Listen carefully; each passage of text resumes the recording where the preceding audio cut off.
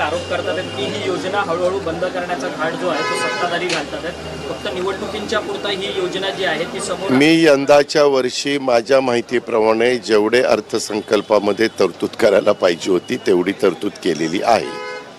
ज्यावेळेस असं काही घडेल त्यावेळेस तो प्रश्न विचारा, आता घडलंय का नाही घडलं, आम्ही ती योजना चालू ठेवणार आहे हे आम्ही सर्वांना सांगतोय आणि ती चालू ठेवलेली आहे। नमो शेतकरी योजना जी जे लाभार्थी आहेत महिलांना फक्त 500 रुपये दिले जाणार, त्याच्यावरतून विरोधक मात्र आक्रमक झालेत, म्हणतात की जिथे 500 रुपये देणे जाणार म्हणजे त्यांना नमो शेतकरी योजनेच्या अंतर्गत त्यांना 1000 रुपये मिळतात आणि आता लाडकी बहीण योजनेकडून त्यांना फक्त 500 रुपये दिले जाणार। अशी संख्या जी आहे ती 8 लाखाच्या घरात आहे। आमचं म्हणणं आहे की त्यामध्ये कुठल्या तरी एका योजनेचा लाभ घ्यावा। मग त्यांनी इकडची योजना जी आहे राज्य सरकारची ती 500ची केंद्राची ती त्यांना मिळेलच। केंद्राच्या योजनेचा आणि राज्य सरकारचा अर्थार्थी काही संबंध नाही, कारण मोदी साहेबांनी ती देशातल्या शेतकऱ्यांना दिलेली योजना आहे। जर असं काही असेल तर ही 500 रुपयाची योजना ती न घेता 1500 रुपयाचा फायदा म्हणजे लाभ घ्यावा। कुठला लाभ निवडायचा ते ऐच्छिक आपण आमच्या लाडक्या बहिणींवर सोपवलेलं आहे। आपणच दाखवतोय ना, 2 अहवाल आले, 3रा अहवाल आलाय असं। छत्रपती शिवाजी महाराज की, धर्मवीर संभाजी महाराज की जय भवानी। हर हर हर हर। आज खरं म्हणजे कार्यकर्त्यांचा उत्साह दांडगा होता आणि नव्या मुंबईत देखील अतिशय आजचा दिवस उत्साहाचा, जल्लोषाचा, जोशाचा होता। परंतु हा कार्यक्रम सुरू होतानाच एक दुर्दैवी बातमी आली। काश्मीरमध्ये पहलगाममध्ये दहशतवाद्यांनी पर्यटकांवर भ्याड हल्ला केला, गोळीबार केला आणि जवळपास 27-28 लोक त्यामध्ये शहीद झाली।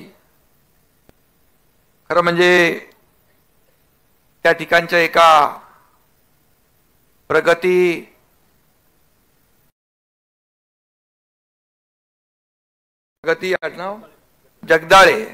जगदाळे या मुलीशी मी फोनवर बोललो। ती पहलगाम मध्ये होती। अतिशय रडत रडत मला तिने सांगितलं की माझ्या समोर माझ्या वडिलांना आणि काकांना नाव विचारलं, धर्म विचारला आणि गोळ्या मारल्या। आणि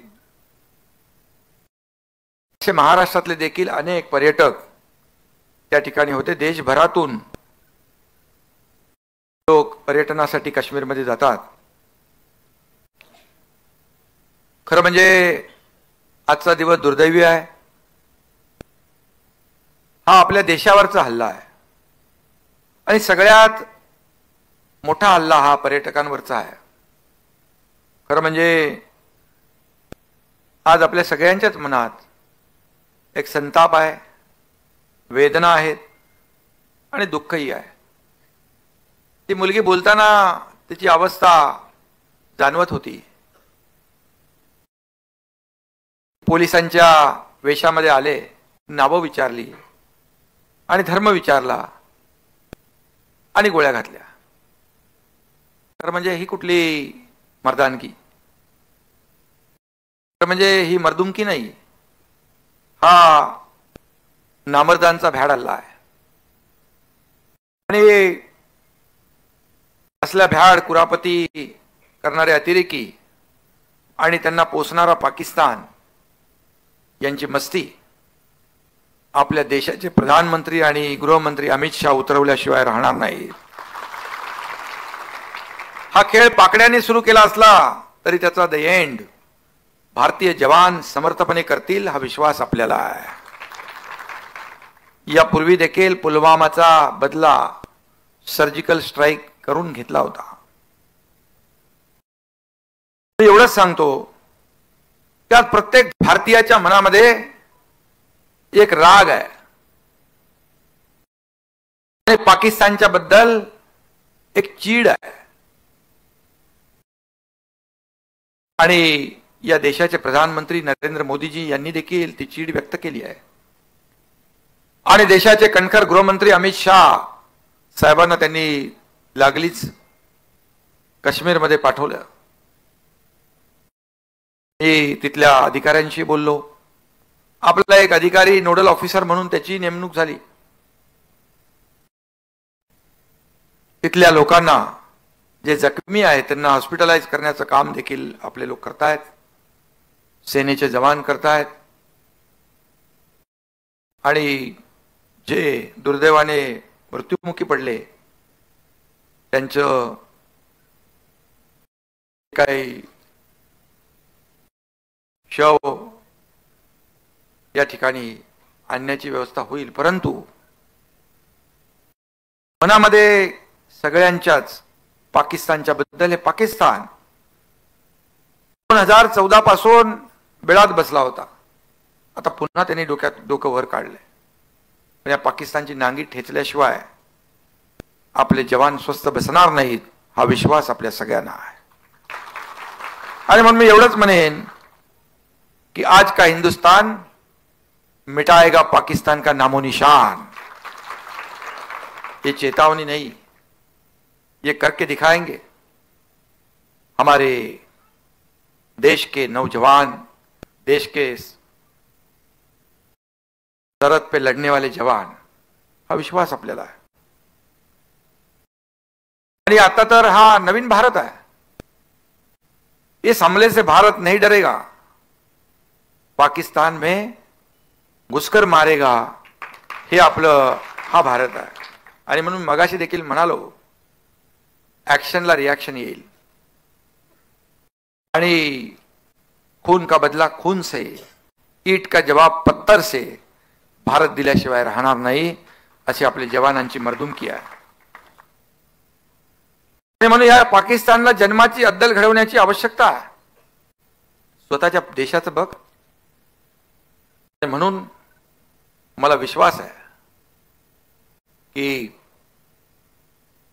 या देशाचे प्रधानमंत्री अशा पाकिस्तानच्या हरकतीमुळे बेकसूर आपल्या पर्यटकांना गोळ्या घालण्याचं नीच कृत्य केल्यामुळे उद्या पाक व्याप्त काश्मीर देखील घेतल्याशिवाय राहणार नाही अशा प्रकारचा विश्वास या ठिकाणी व्यक्त करतो. आजच्या या निर्धार मेळाव्याला उपस्थित खासदार नरेश म्हस्के, आमदार शरद सोनावणे, उपनेते विजय चौगुले, विजय नाहटा, जिल्हा प्रमुख किशोर पाटकर, जिल्हा प्रमुख द्वारकानाथ भोईर, मनोज शिंदे, रोहिदास पाटील, राम रेपाळे, सरोजताई, शीतल कचरे, मनोज हळदणकर, विजय माने. व्यासपीठावर खूप मोठी आपली पदाधिकारी आहेत. आपले मकान म्हात्रे आहेत आणि ज्यांनी प्रवेश केला ते अविनाश लाड, रत्नागिरी जिल्हा काँग्रेस अध्यक्ष, माजी उपमहापौर, ज्येष्ठ काँग्रेसचे नेते, 2 वेळा राजापूर मतदारसंघातून आमदारकी लढवलेले, त्याचबरोबर प्रणालीताई अविनाश लाड आणि अविनाश लाड यांच्याबरोबर आलेले राजापूर रत्नागिरीमधून सर्व ज्यांचा प्रवेश झाला आणि उपस्थित आहेत त्यांचेही मनापासून मी स्वागत करतो. आपला कुठे गेला सोमनाथ, महानगर प्रमुख उबाटा, आता उठा बसा नाही, आता डायरेक्ट धनुष्यबाण आणि बाळासाहेबांच्या विचारांची शिवसेना. सोमनाथ वासकर, कोमलताई वासकर, ते पण शहर संघटिका आहे. वैभव गायकवाड, दिव्याताई गायकवाड, हेमांगी सोनावणे, भारतीताई कोळी,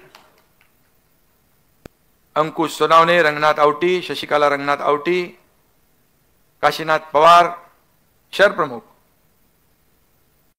इकडचे, उठा बसा. मेघाली राऊत, जितेंद्र कांबळी, उपशहर प्रमुख आरती शिंदे, उपजिल्हा संघटक, संपर्क प्रमुख श्रीवर्धन विधानसभा, सदाशिव मनगुटकर, माणिक पाटील, चंद्रकांत शेवाळे, अंकुश वैती, हा आपला पत्रकार आहे, याच्या मागे काय नाही ना? अच्छा, अंकुश वैती, अलका राजे, रवींद्र कदम, मंदा सावंत. आता याच्यामध्ये सिटिंग नगरसेवक 13 आहेत बरोबर, म्हणजे आता निवडणूक झाली नाही ना नंतर, त्यामुळे तुम्ही सिटिंगच आहे. म्हणजे आता 50चा आकडा पार झालाय, हाफ सेंचुरी मारली आहे.